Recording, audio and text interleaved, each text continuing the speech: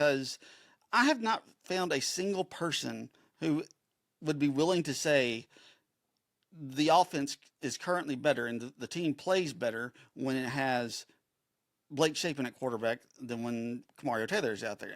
I've heard people say that Kamario Taylor really probably isn't ready for what needs to be asked of him, and I can understand that, I can agree with it, but it's still, when you look at these past two games, the Arkansas game and the Georgia game, and you see what Blake Shapen was doing in those games, and you see what he did in every other game as well, and you saw just in those moments what Kamario Taylor was doing, it's obvious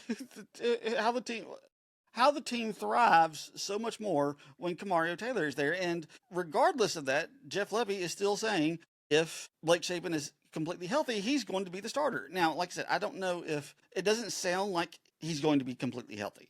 And will he be completely healthy by the Egg Bowl? I don't know. But if he is, I mean, because he'll have an extra week to heal up, and we don't know what his injury is. All we heard after the game was it was an upper body injury. But if he is going to be healthy at that time, they're going to run Blake Shapen out there. And I just don't know that it will work well. Now, Ole Miss doesn't have a very good defense, so that might help them when they go into that game.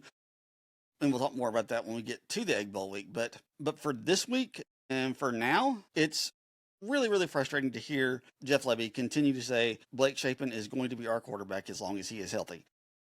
And like I said, I wish I could understand what it is that he sees when Blake Shapen is out there and why he thinks that's the best decision. Because it just drives me crazy to hear coaches say stuff like this when everybody else who is watching the game is getting a completely different takeaway. I know that they make millions of dollars and that they should be the experts and they should know better. But like I said, I just don't understand it. And I cannot wrap my mind around why coaches do this and why they just continue to put worse players out there and put their teams in worse positions because they just have in their head that this one guy is going to make the team better when all the evidence is pointing towards that not being the case. Like I said, it just absolutely drives me crazy, and I don't know why they do that. It just is maddening to sit there and listen to coaches do that, and I wish I had an explanation for it. I really do. I just wish he could point to something and tell us why he thinks Blake Shapen is the better option for Mississippi State if he is healthy.